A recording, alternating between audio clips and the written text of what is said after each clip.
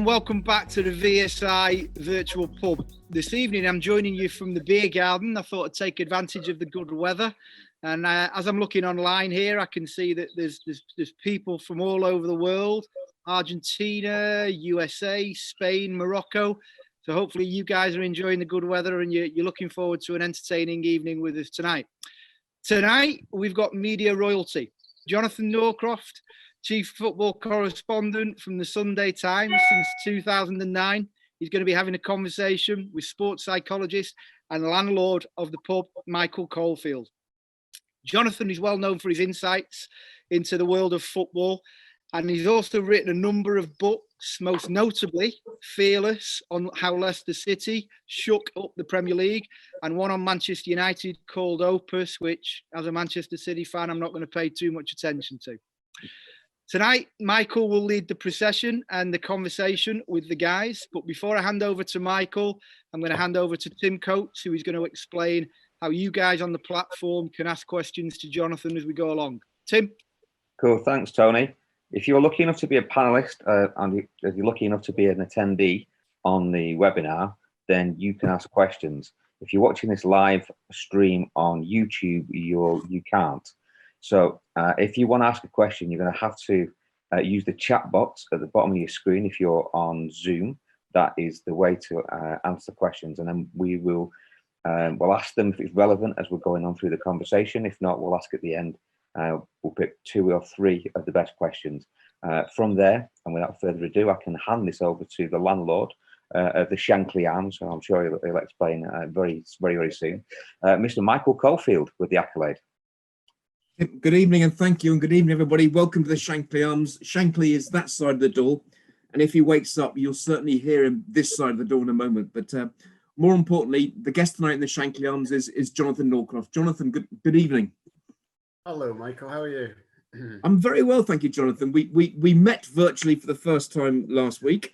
I'm going to be very honest here as the landlord of the pub. I enjoyed your company then. I'm looking forward to it just as much tonight because you're an Aberdonian, you're an Aberdeen man through and through. So congratulations for that. We'll come on to them later. And we've got listeners and watchers tonight, I believe, Jonathon, from Argentina, Morocco, Spain, as we just heard. And you're in Leicester, and you're in the good old heart of the Midlands in Leicester. And that was the title of that great book, Fearless, because that was a season we'll never see again. How is Leicester, Jonathon? Is it got the hang still of being Premier League champions? Because it shook up everything. It's getting there, Michael. I mean, it's one of the pleasures of writing a book as opposed to writing newspaper stuff. Is I suppose you write something for a newspaper and it's gone tomorrow, or it's gone in a couple of days' time. And a book hangs around for a little bit longer. And one of the sort of nice things is I get people coming up to me saying, Leicester fans saying, you know, I wasn't ready to read your book at the time. I wasn't ready to think about winning the title at the time. It all seems so surreal. It all seems so weird. And now I'm kind of in a place to be able to do it and to be able to process it. And that people are still processing it now. People are still kind of going back to the story and thinking, wow, that actually did happen, and trying to make sense of it. I think I always see the Leicester story as one of 2 halves. And the first part of the story is winning the title. And it was this incredible miracle, this whatever cliche you want to call it. But the second half of the story was VSI dying, the owner. And I think it was only when he passed away that the outside world really properly understood what the football club was about, why it won the title, why it wasn't just a kind of lightning bolt that came out of nowhere, why the club had a certain values and culture that came from the top that he embodied, and so on. And I think it was for a second time, people in Leicester, fans, sort of came together. They'd come together during the title, but VSI almost brought, I go to the supermarket and you'd see women at the checkout talking about what had happened with the helicopter crash, more than you did when they won the title. And it almost brought people back together again, and it completed the story in a way, and has given, I think, time for more reflection about Leicester, and people trying to make more sense of it.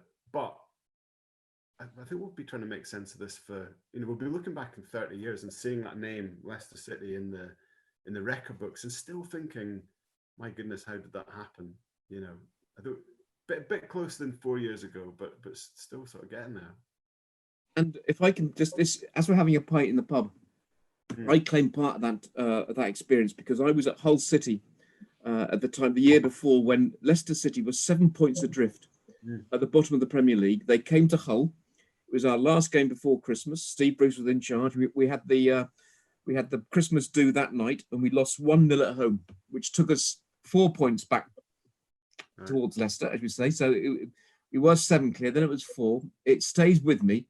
I think we had about 30,000 shots on target that game. We still managed to lose, and I think that was the game where Leicester turned it that season.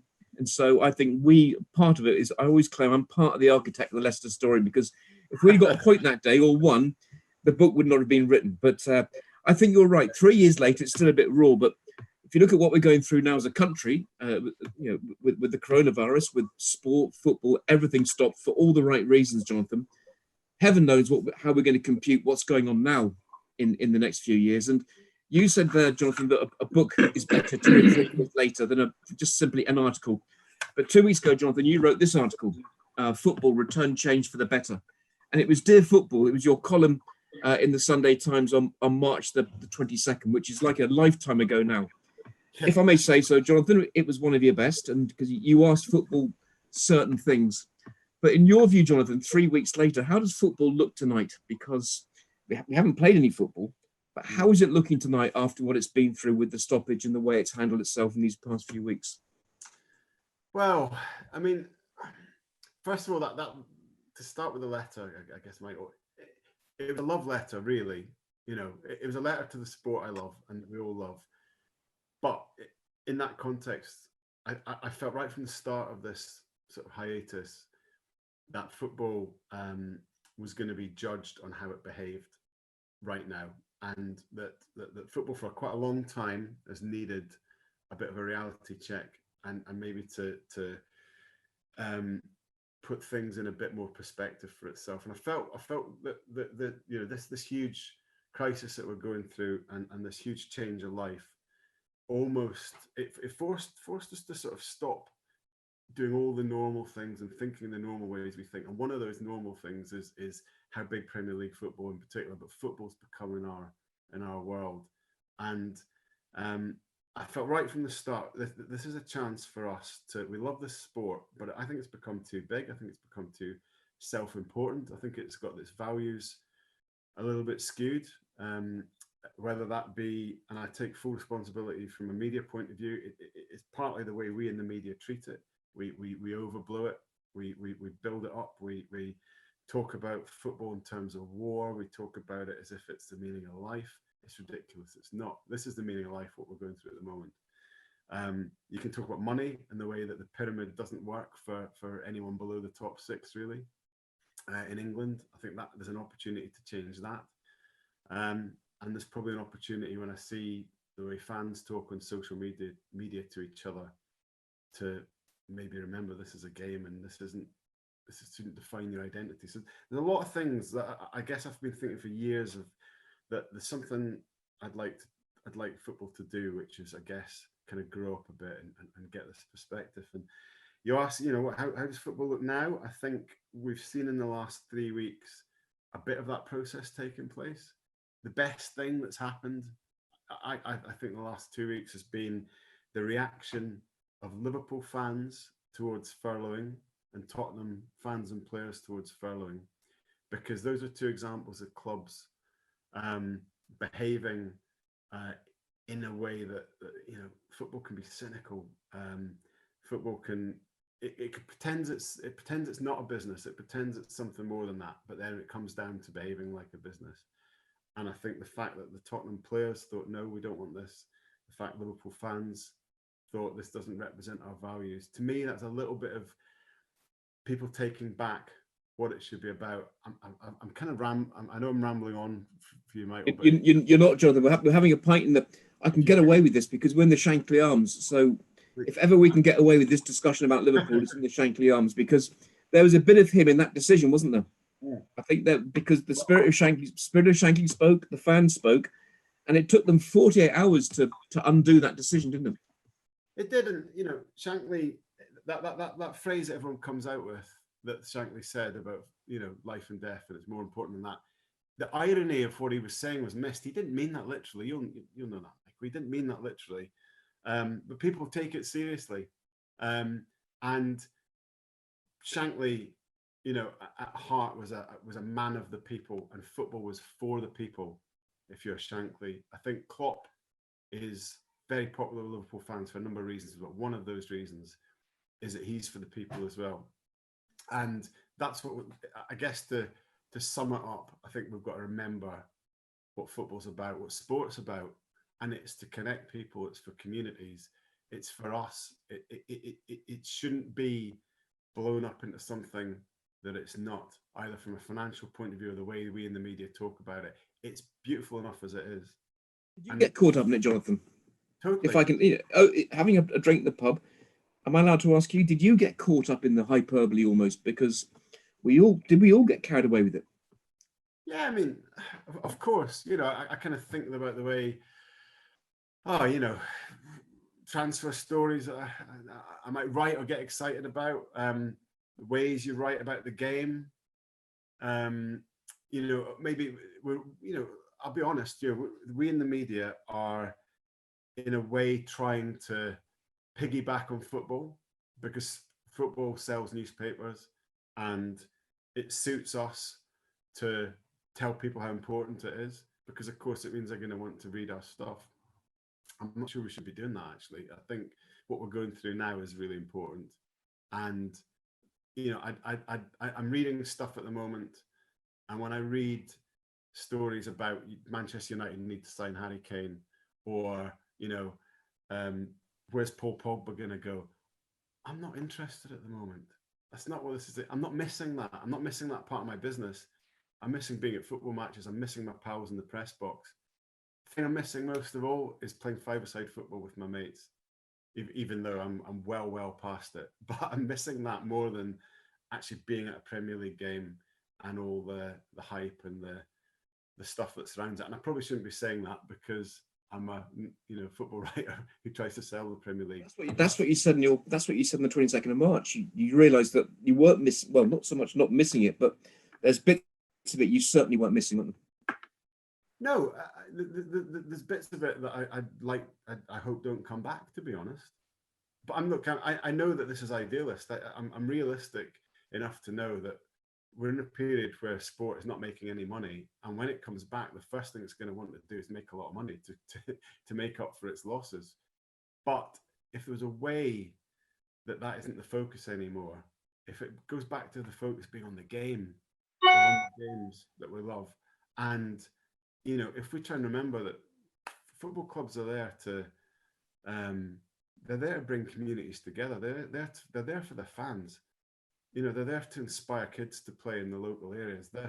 That's a purpose. Of course, they have to make money, but the sport can't have it two ways. You can't say that it's more than a game, you know, or that Liverpool marketing phrase, this means more, but then go and behave like a business or behave like any other business. It has to actually behave differently if it is to mean more, and that's what I'd like to see. Can I ask you then, Jonathon, because I give far too much thought to this, because I've got a peripheral role in the sport, and I miss it, and I miss working it.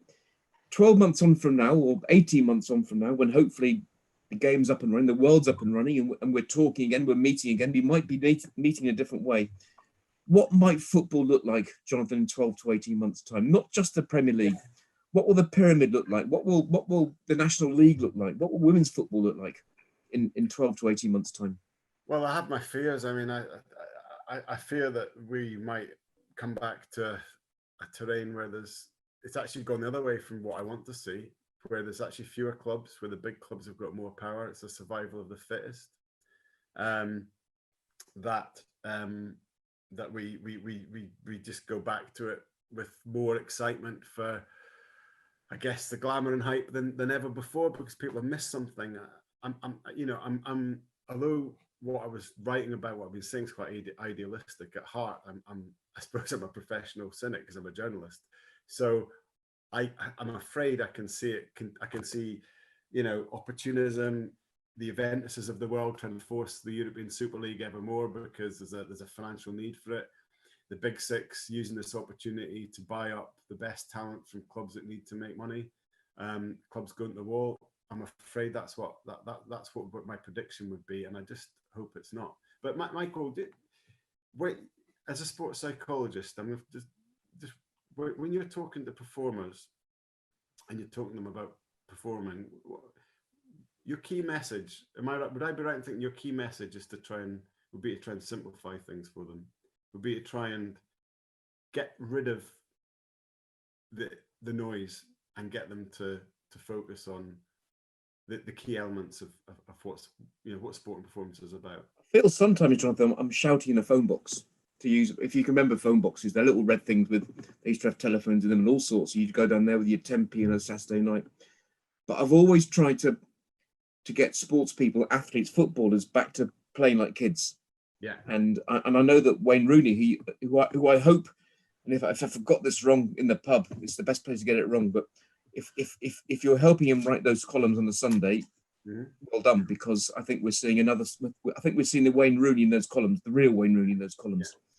But if ever I was to write a book, and maybe this chance meeting in the pub will lead me to asking you how to write a book.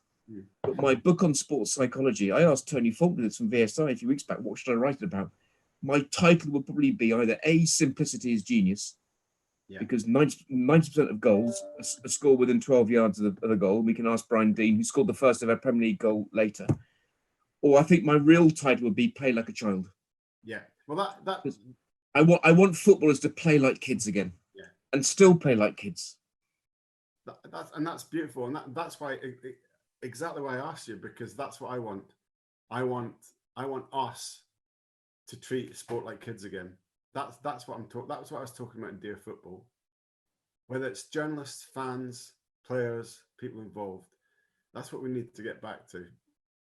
Well, as you know, it's no trade secret. My role was with Brentford recently for the last 3 or 4 years.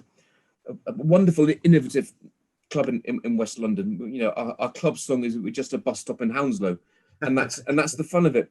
And we've got some incredibly talented young players who are on the verge of going a league higher, either with us or because of the transfer market. And one of them this summer was linked with clubs in the Premier League. And I remember, and he won't mind me saying this, and the name's not important now. One day we can discuss it, and the name and the player himself. But all the rumours were circulating in June and July and up to the deadline. But 5 years ago, he was playing non-league football in front of 130 people, and then it was the National League, and then it was League Two, and then it was the Championship with Brentford. And I stopped him in the car park one morning. He looked tense and anxious and just cross. He was just cross. And I just remember saying to the young man, I said, 5 years ago, you were playing in front of 130 people just for the sheer hell of it, and bringing your own shin pads and no kit person and the rest of it. And I said, I don't care. I do care what you do with your life, because I'm close to the young man as in many ways at the club, and I'm very keen for him to do well. But I don't want him to lose that 130 people attendance figure in his head, because that's why he loves playing football. And when he does go higher, and he will go higher, I hope he never loses that childlike joy of the game. And maybe through this wretched situation, we can all get that childlike enjoyment back of sport, not just football, but sport in general, and playing foot five-a-side with your mates. Yeah. Even if your hamstring goes, doing your boots up, it doesn't really matter, does it? It doesn't. I mean, that five-a-side I play is that can be the best hour of my week, outside of the kids. And if I manage to do something half decent, which relatively isn't that decent at all, I'll be happy for the rest of the week. How ridiculous is that? It's a rubbish game of five-a-side football, but it's magic. It's just pure magic. I after writing the Dear Football piece, I spoke to a few kind of people around the game. I wanted to get a response, and I spoke to a guy called Derek Ely, who is Britain's oldest fan. He's supposed to be Britain's oldest fan anyway. He's 104, Derby County supporter. And he told me about going to the 1946 FA Cup final when he came back from the war. And he still goes to Derby matches. And that's a guy of, the life he's lived. and he's still got that connection that he had when he was a young man. And that, you know, without getting too idealistic again, that's what it's about. It's not whether Paul Pogba is going to go to Juventus or Real Madrid or whatever. I mean, of course, people are interested in that, but should we really, you know, fans wanting to change managers every 6 months, fans wanting to sign the next player, I just think we need to get away from that madness. We need to enjoy what we've got. Believe it or not, I'm not a Liverpool fan, but my dog's called Shankly because he captivated me as a leader. Yeah. And as the statue says, he made the people happy. And I think Klopp has made people happy.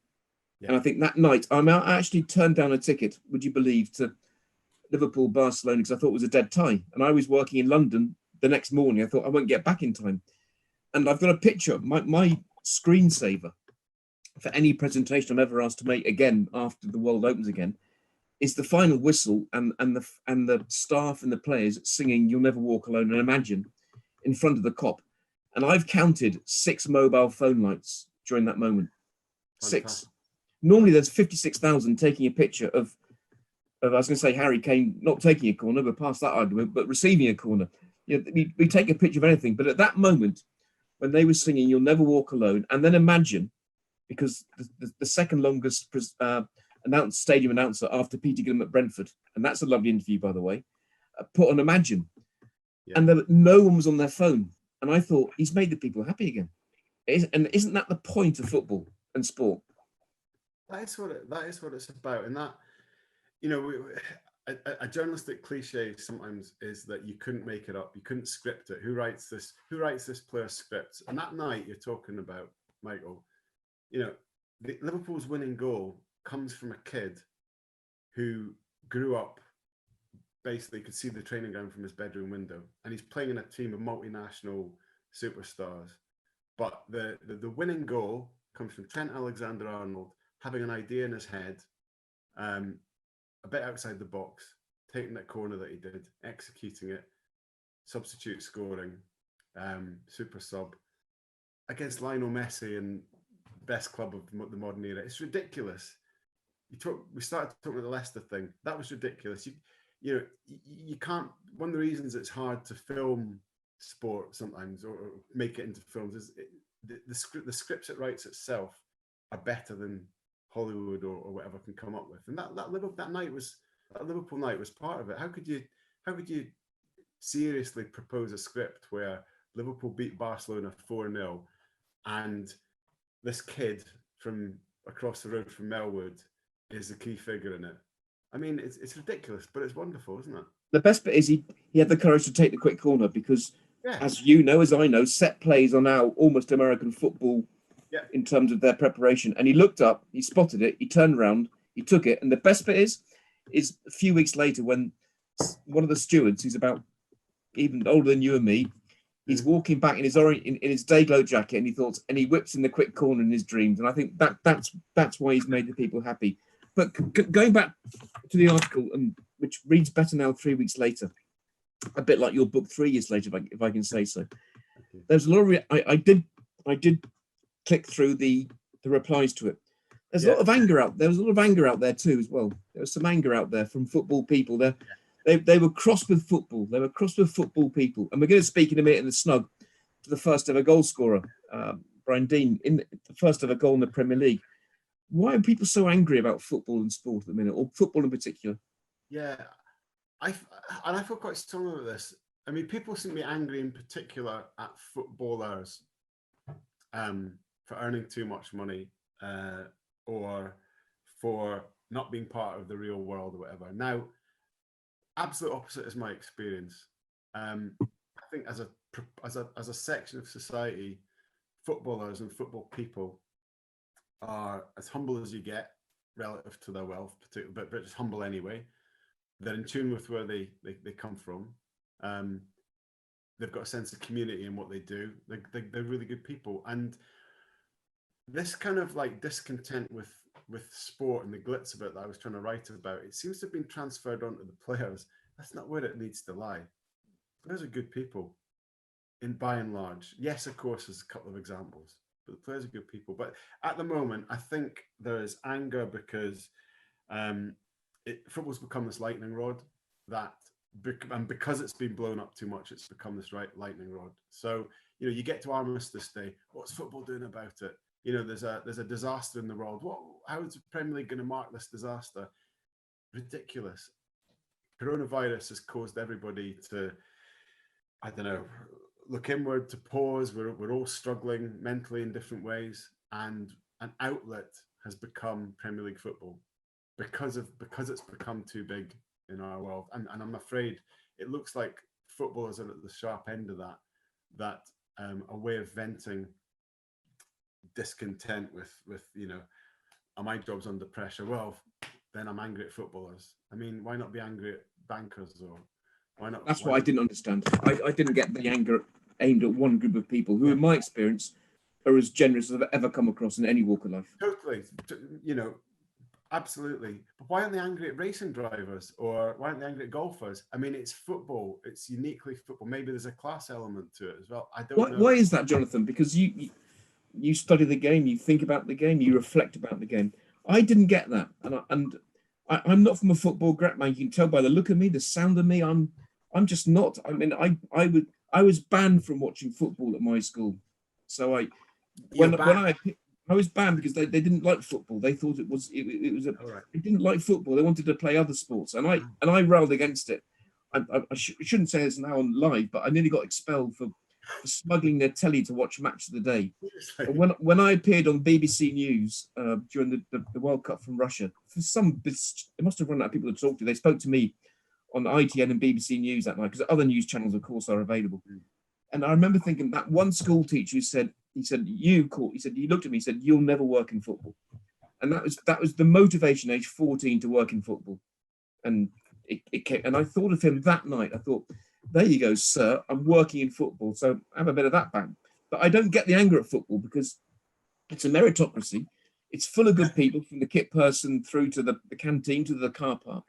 And I didn't get the anger at football. I don't understand it now. But can I ask you one further question? Because time's our enemy. I was speaking to a performance director in rugby union just last week for a similar type broadcast. And rugby went professional in 1995, and I think he went professional as a player in 1995. Yeah. And now rugby is in the same position as everyone else and every other sport. And he said, this is rugby's biggest ever opportunity to reset itself since 1995, because the game has gone in a certain direction. Can football do exactly the same thing? Is this its biggest ever opportunity to reform and reset? Yeah, it is 100%. David Bernstein, the former FA head, Manchester City, of course, really interesting thoughts today. I think it was reported in the Telegraph about how there is a chance now to maybe redraw, from a regulation point of view, how club football England works. And he proposed, I mean, he was talking really about finances, and he was saying there could be a new kind of licensing system where it's not just about fit and proper owners, but it's about you know, financial responsibility towards clubs lower down. You know, how the club fits in from that point of view, so that the top clubs are playing a role in clubs throughout the pyramid. And I think that's great. I think there's a big chance for us to redraw a system where more money trickles down, where maybe there's a sort of buddy system or partner system between big clubs and smaller clubs, where there's something more serious is being done to try and protect grassroots. But I think, as well as that, I'd like to see clubs licensed fit and proper persons test or fit and proper club test be based on community work, or how a club behaves towards its community, how a club behaves generally. I know it might be hard to set the definitions, but you know, it's something that puts in place the idea that a club has to treat people around it properly, and you know, whether that starts with the area around the stadium, and it also starts with what they do within the you know, local schools and all that kind of stuff. I'd really like to see some kind of refocusing, and the only way I can think of doing it is regulation. And I'm not like a regulator, I don't think sport is great when it comes to that, but I'm afraid, because of what I said earlier, left to its own devices, football won't do it. So we've got to do something in place. We've got to get more money trickling down, and we've got to force clubs to be a bit more responsible. Yeah. And tonight, Jonathan, we haven't got enough Fergie time, and I think you'd like more Fergie time, but we can't tonight. I'm going to hand over to Tim to ask some questions, because the questions have been coming in the same, Jonathan. But just before we go, my last question, and it's my light question, because I think, well, I know I could talk all night and listen to you all night about the future of football. You've been lucky because you've interviewed some extraordinary people across the world of football. Can I ask you, what's the most entertaining, interesting, that interview you think that was extraordinary? Not for the content in terms of the depth and all that goes with it. What was that interview you thought, my word, that just was different? It's a hard one, because you interview so many people that, and what you do is you build yourself up to make that interview the most important thing that you do, and then you move on to the next one. So I've always got a recency bias, and it's hard. But I'll give you a couple. I don't know if you've ever heard of a player called Chick Charnley. Yes. Connoisseurs of Scottish football in the 90s will definitely know Chick Charnley, a real maverick, a kind of Scottish Letitia, but plus. Should have been a fun, should have been 50 caps for Scotland, but just a bam pot, as they would say in Glasgow. And he's having one of his kind of brief spells where he was doing really well. He was playing for Partick Thistle. Bit of a checkered sort of life that he was living, but I was sent to go and interview him, and it's the only interview that I've ever been involved in when money changed hands, because Chick wouldn't speak for more than and I can say the fee now. It was 200 quid. It wasn't anything. I worked for Scotland on Sunday, which was respectable broadsheet newspaper. Never ever paid for interviews, but this was the deal. And it was almost like, well, okay, it's Chick Charnley, and he, fine. And I went along to this interview. Chick could be quite sort of fierce. Went there with a photographer who just didn't know anything about football whatsoever. And I said, please don't say anything. Just let me sort of deal with this. Went to this tenement building in Glasgow. Knocked on the door. Chick invited us up, and basically, have you got the money? And I handed this envelope, and he counted it out in front of us. And for some reason, the photographer sort of said, Ali McCoist, Ali McCoist. And Chick was a big Celtic fan. And it was halfway through counting this money. And I had a look, he was, you could see in his mind, am I going to kick these guys out of the house? And then he went back to the money and thought, no, I think I'll just have the rest. We've got the interview. And he was good. Another one with Pierre Van Hooijdonk. Yes. Interviewed him at Celtic, set it up. I don't know if you remember, Pierre at the time was in when he was at Celtic, he ended up in a wage dispute with the board, and he'd been promised, he said anyway, he'd been promised a wage rise if he scored a certain amount of goals, and then the board sort of reneged on it. And he did this interview in Holland, where he basically was being paid £7,000 a week, and he wanted £10,000 a week. And the headline from the interview was £7,000 a week. That might be okay for a homeless guy, but not for Pierre Van Hooijdonk. That was his take on it. So I was trying to interview him about that, and he agreed the interview. I turned up, and he did that thing where he completely tried to give me the slip. So spoke to the receptionist. Oh no, Pierre's not here. I knew he was there because I'd spoken to a fan outside and his car was still there. And I left the media room, went to the front entrance, and I managed to intercept him on the way out. And Pierre said, no, I didn't agree to this interview. And I was like, no, you did. He said, okay, you've got 2 minutes. So in front of all these fans who were waiting for his autograph, I started trying to do this interview. And I got through one question. Pierre gave it a kind of cursory answer. I got halfway through the second interview, and he took out this watch that was as big as a hubcap, and he just watched the second hand tick round to the hour, and he just went, "That's 2 minutes," and he just walked off. And of course, I got a good piece out of it, because the piece was all about the non-interview rather than the interview. So I've just given you two stories from Scotland that they didn't Well, work. one day, Jonathan, I think we've already agreed. One day, when all this passes, we'll meet for a coffee, or we might get a glass of something somewhere together. In the meantime, John, firstly, thank you. Yeah. I'm going to hand back to Tim because he's got some questions which have been written in. And then Brian Dean, the first ever goal scorer in the Premier League, has a special guest for us and for you to talk to also. But in the meantime, Jonathan, thank you very much. It's been a pleasure having you in the Bill Shankly arms. And that quote is on my wall over there, upside the picture with Pele and Bobby Moore. So that tells you my area. Jonathan, thanks for now. And Tim, are you there with some questions? I am indeed. Thanks, Michael. Really good. It's interesting. I read something very recently about the study that was done about why the anger, or the what do you call it before? It's about the passion, predominantly to do with football. Now, I'm not saying that any other sport is less passionate, but the fans seem to be more passionate and more involved when it comes to a football game, and it's that transference of that passion, whether they win, lose or draw, that transference, as you well know as a psychologist, as I do, is as soon as you transfer that into different areas, you look for a target, and the target predominantly are the players in football, because they're an easy target, because we put them on pedestals in the media. Sorry, just to build on that. I'd love to have a sit and discuss about it further. We haven't got Fergie time. We've got limited time. So we've got limited time. First one was a great question. This is from Jane. What are your thoughts on the way football leaders, the EPL, EFL and FIFA are managing COVID-19 situation currently? And there's a second part to it, is I'm transitioning to our world afterwards. How do you suggest clubs manage their fan experience in the community? They're great questions. Wow.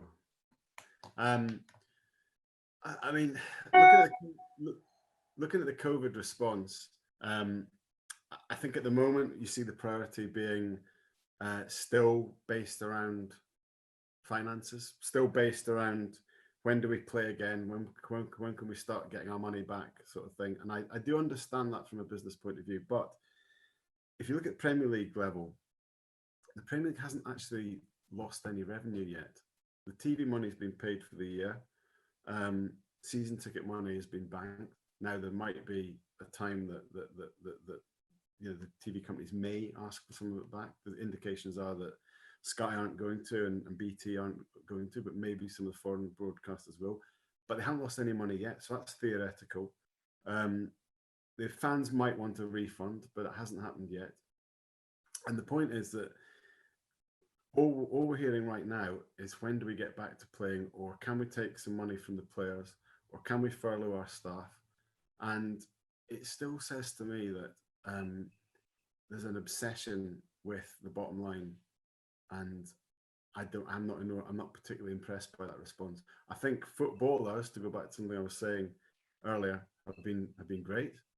You can see the value of what they do in communities. You can see their willingness to take initiative with the NHS fund and other stuff they're doing. But I'm not sure the people at the top have really been acting to the right principles so far. Was the second part of that what? Yeah, it was how would you suggest that the clubs manage their fan experience and community after this pandemic? Well, there's easy stuff that should have happened already, like a sort of limit on away fan ticket prices, probably a greater limit on old age pensioners. I think most, I mean, Leicester City are great for kids. I'm not sure if all Premier League clubs are the same. But again, you know, you have to start with pricing. You have to start with also how fixtures get arranged. The number of fixtures that involve northern clubs in London at times where there's railway work going on, or the kickoff time's too late for people to get back. We've got to stop doing all this sort of stuff. We've got to actually start thinking about fans. And I think the other thing is that COVID has probably given people. I think there is a greater feeling among all of us of community at the moment, because we are going back to relying on friends and the people around us. And I think football should try and tap into that and try and do things to bring fans closer to players, bring fans closer to the inside. And I think the media should probably do that as well. Yeah, I think that's a great shout. That really is a great shout. The more we think about the fans and the fan base, ultimately they're our end users, aren't they? They're our customers. Next question is from Greg, and this is kind of going to put you on the spot. So, if you were head coach for the Scottish national team, okay, what would be your approach to managing the media and managing the demands of the club? So you'd be sat between the both of them there. Not to put you on the spot much. Oh wow, probably the team's a bit easier than, I mean, Scotland's actually got some good players. So I think there's an opportunity there to do something with the, you know, likes of John McGinn and Andy Robertson and Scott McTominay and there's plenty of guys coming through, Ryan Fraser. I think that it just needs to be. I think it's the hardest. How do you stop Scotland's historic ability to snatch defeat from the jaws of victory? That's a really difficult. That's one for Michael psychologically. But you know, I'd just like to see positivity. There's been a lot of Scottish managers that have tried to sort of grind their way through stuff, and I actually think there's an opportunity for Scotland to, because of the profile of players they've got, just to have a bit more of a go and to reflect more the Scottish character. How you manage the Scottish media? I mean, I have to say I miss the Scottish media terribly. I absolutely love there's more of a sense of community there than you know I've seen in journalism, and I think they're quite easy to manage. You've just got to never mention the old firm at all. Never voice an opinion on anything to do with the old firm, and just about be all right. But Scottish media are fine. Just, you know, give everyone something to believe in, fans as well. Yeah. And there's a huge amount of goodwill. Okay, lost you a little bit there, but I'm just going to pass you back over. Thank you very much for that. Really appreciate it. You've answered it really transparently and with candidism. So very, very, very honest answers there. Michael, I'm going to pass this back to you because I'm just making sure we're on time. We are on time for once in our lives, and we've got a couple of special guests here. But to answer Jonathan's question about Scotland, is maybe they can play like kids now as well. They can play more car park football again, because you mentioned that the young player at Chelsea, you mentioned Andy Robertson, you mentioned John McGinn. There's some wonderful players north of the border, and maybe it's time for them to play like kids as well, rather than far too much information, because we can get drunk on information. Jonathan, I'm back, but I'm going to hand you straight over to a good friend of ours at VSI, Brian Dean. And he's got a particularly special guest of his in his snug tonight, because I think they go back a long way as well. And they could probably talk for hours about the stuff they got up to, because they're good people and they're good players. And they've got that little thing football does. You get that little bond, and you try breaking that bond because it's unbreakable. So Brian in Harrogate-shire, how are you? Sorry, 1 second. There you know, Brian. Sorry. There he is. Brian, how are you? I'm good. I'm here in just looking out of my window. The sun's still shining, so I'm happy. And who have you got in the snug? Because you've got Johnathon Northcroft in Leicester. Who's in the snug in Suffolk with you tonight? So I've got a very good friend of mine. We played together at Leicester, room together. And, you know, we've stayed in touch ever since. That was a long time, what, 17 years ago, 18 years ago. Talk a lot, you know, bounce opinions off each other, you know, and obviously that means we respect each other's opinions. So that is James Scowcroft, you know, so, yeah. He's looking at you now. How are you, James? All right? I'm very well. Yourself? Yeah. I'm good, thanks. I've really enjoyed. I found it fascinating listening to Jonathon. I think from our point of view as players, and you know, we've transitioned now, so we're now looking at football almost from the outside in, and thinking about the kind of things that we've done in football and how things are going to change. What I want to ask you is, do you think it opens up opportunities now for young English players to come through because of what's potentially going to happen with clubs' budgets? Are clubs going to change, do you think, in any way, or are we going to get back to just how it was? Is that what clubs are looking to do? What's your thoughts? I don't think it will, Brian, because I think the situation abroad from a football financial point of view is a lot worse than what it is in our country. So, listen, everything is going to come down in the world in many different areas. But if you look, for example, if you look in France at the moment, Canal Plus have withheld their money to the league.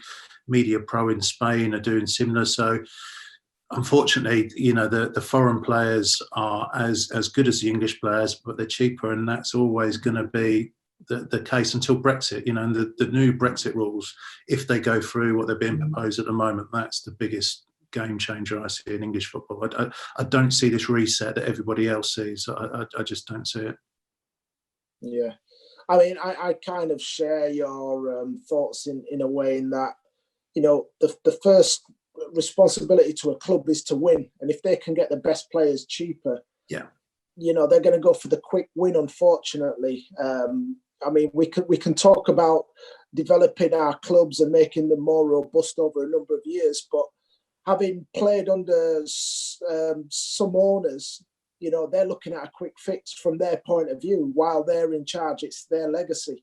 But Brian, whatever the dynamics, clubs are always going to spend more money than what they actually have to get those players. Now, me and Jonathon go back a little while because we used to work a lot together on the time. So Jonathon mentions, will there be more money that gets filtered through the system into the lower leagues?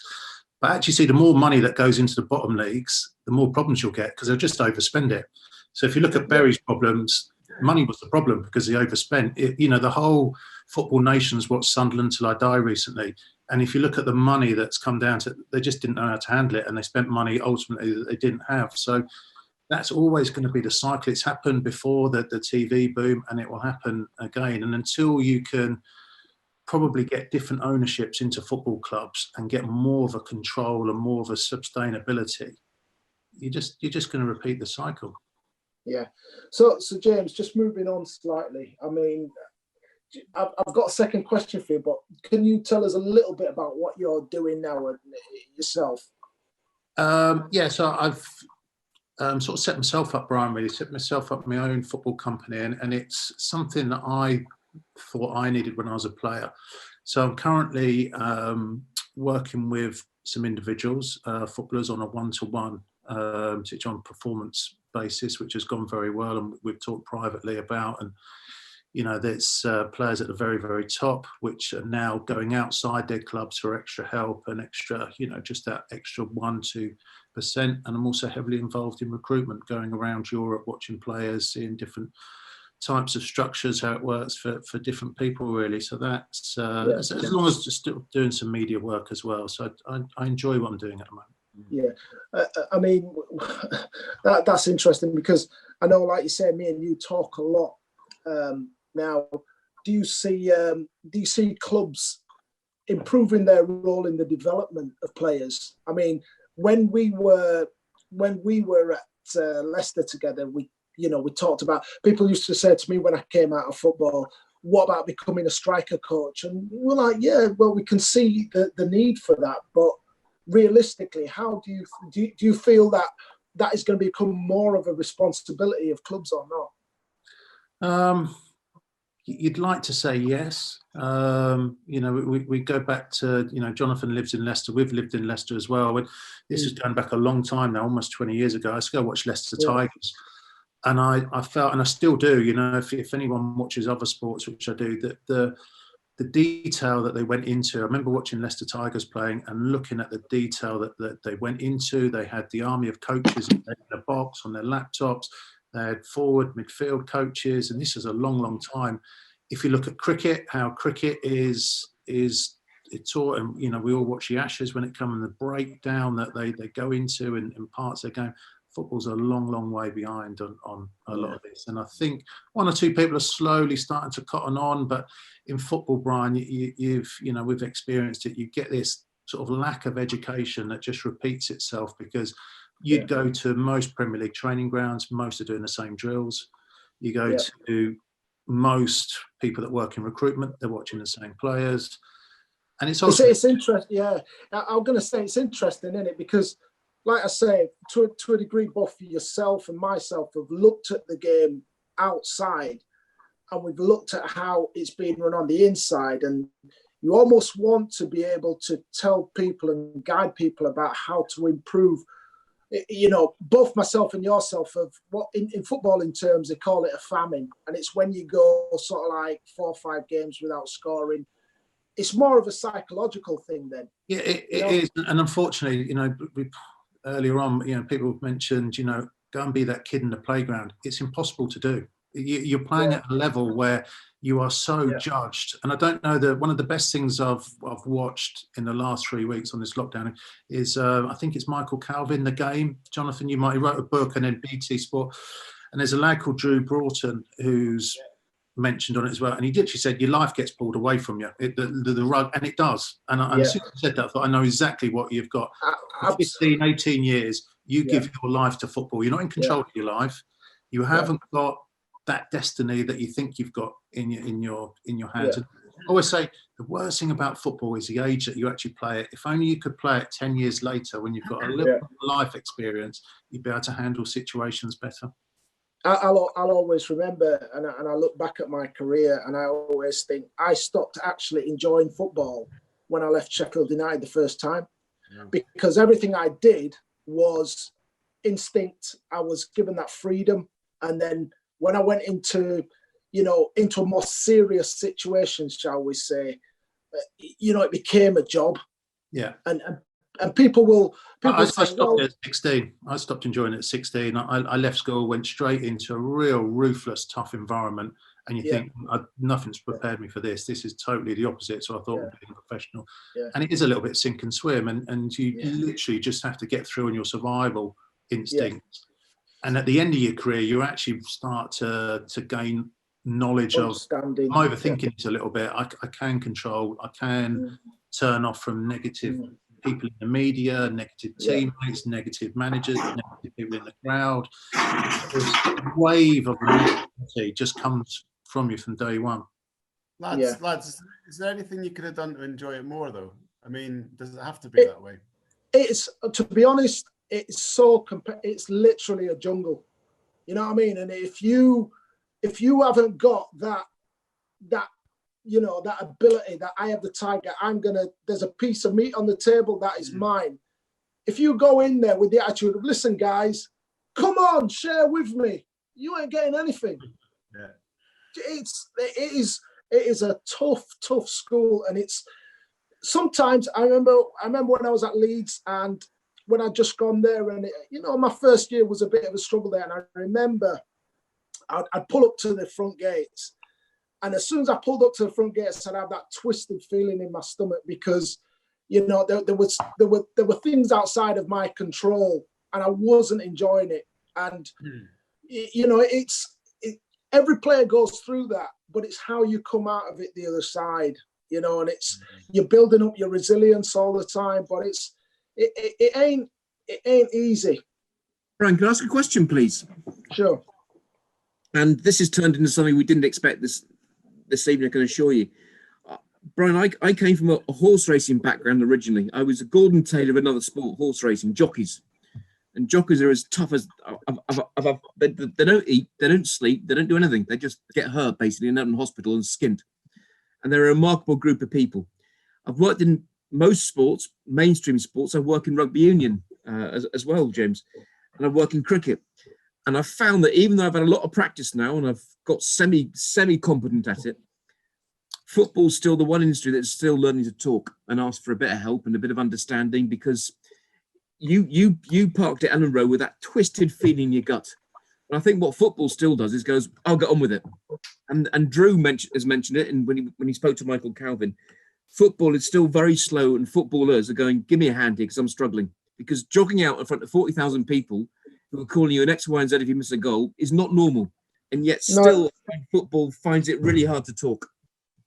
No, it isn't. And again, it comes down to being able to recruit the right people with the right understandings of what's going on in those situations. And, you know, if you look at, sometimes you look at owners of clubs, they think it's easy. I mean, I watched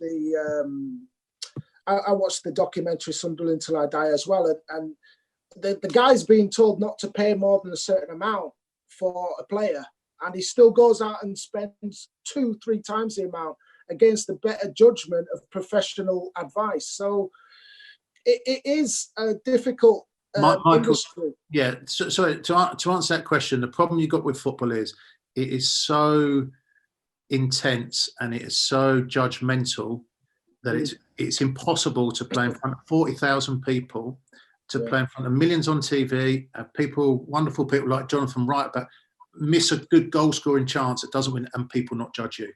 I know that, and I know that because I work and I try and help them through it. And yeah, you can't. And I've always got a theory about footballers. The ones who unintelligent is possibly the wrong. The ones who actually aren't aware of who they are and what they're doing are actually the best footballers. The ones that think about it and become overthinking's an illness, as I always say. Thinking too much is worse than your hamstring going. That is. Yeah. Okay, that's for another day. But it's been. Thank you. Sorry to interrupt your conversation, but I had to, Brian, because when that twisted gut I think we're going to pass it over. Andy's got a question that's a burning question. They're going to jump in. It might be the last of the night, I'm afraid, but we'll. Yeah. And Andy, did you want to jump in? Well, I was just sitting listening to all three of the guys and reflecting on contributions that players have made, but it still strikes me there's a void of leadership across the board. And I'm interested to know from each of you, starting with Jonathon maybe, you've all encountered great leaders during the course of your careers. Jonathon, you've interviewed some of the great and the good of football for some time. Who would be the finest leader that you have encountered? Well, I mean, you're asking an Aberdeen fan who grew up with the great team of the 80s. But genuinely, it would be Alex Ferguson. I always find the managers are the most interesting interview, without a doubt. Klopp, amazing. Nuno Espirito Santo interviewed him recently, but Fergie's he's just above everyone else. The layers of complexity that guy has to him, the way he's planned ahead. I was speaking to an ex-United player only today who told a lovely story about Fergie pointing at a youth team player and saying, in 18 months' time, he'll be playing in my League Cup team. The way he was the director of football himself, as well as being a manager, as well as being this kind of, energy charge for the dressing room is incredible. And speaking to him, both intimidating, charming, a guy who knows everything there is to know about football, but knows a lot about life as well. Just everything. And that's before you even get to what he achieved. So, without a doubt, the best manager I've interviewed from an interviewing point of view, and the best manager I think there's ever been.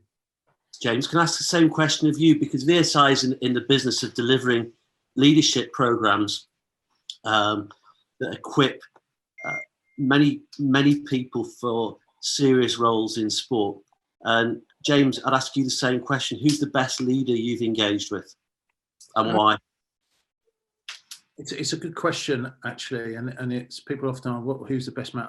I don't really have one, but the one person who was totally different, who had the man management skills, and I always believe someone who's a good leader can give you different messages as well. They haven't just got the one consistent message, that they can.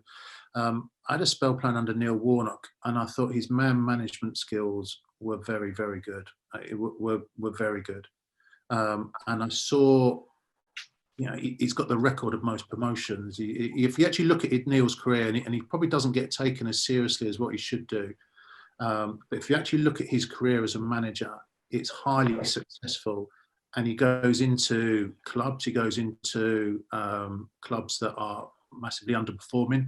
And his record of turning teams, clubs around without real money is very, very good. I think a couple of you are based in Yorkshire. He went into Rotherham 3 or 4 years ago when Rotherham were literally dead and buried. And he turned, and they literally went from being where you're down, you just can't get out of that situation, to turn around. So I had 18 months with him, and I saw how he worked, and I saw a total different approach to any other manager that I've worked with. Could you give I'll me? give you an example. I'll give you more detail to that. So we were playing with Crystal Palace, and we'd let in a few goals, and we had some defensive problems. And you get all these wonderful coaches with these bright ideas, and now you get all these analytical people that come in and try and basically overcomplicate, overcloud the situation. And we actually trained on the Selhurst Park pitch. This is at Crystal Palace, and he turns up halfway through training, and we're doing a defensive session, and he stops it all. He gets a handful of balls, he drops one ball, and he kicks it, which isn't the main stand at Crystal Palace, isn't that? He kicks it over the stand. You all 22 players watch this ball roll up the stand and sort of just about go over. And he said, "Let me tell you here, in 105 years of this football club, no one's ever scored from the car park. So when you defend, put the ball in the car." And he just walked in. And that was, and all these players were still looking at the top of this roof. And we just spent an hour and a half going into so much little detail. And that was a little bit of detail where somebody grabbed a moment and sorted a problem out there and then, and was very clear. And look, this is the point. That's brilliant. Listen, guys, I'm going to hand you back to Michael. And Michael, you could sum up and pass over to Tony. But I'd like to express my thanks for everybody's contributions tonight. Absolutely fascinating. I'll try and be brief because that was fascinating. James, thank you. Brian, thank you. In Harrogatshire. And Jonathon in the fearless county of Leicestershire. Thank you very much for your time. It sparked off lots of debates and questions. The great thing is not everyone has to agree with each other, but it's fueled the stimulation here. So thank you all very much for your contributions this evening. Jonathon, and I hope we can meet for that pint one day and then get Brian and James back together again. So thank you all very much. And I'm going to hand back to Tony in the beer garden, somewhere close to Manchester City's training ground, no doubt. Tony, you still there?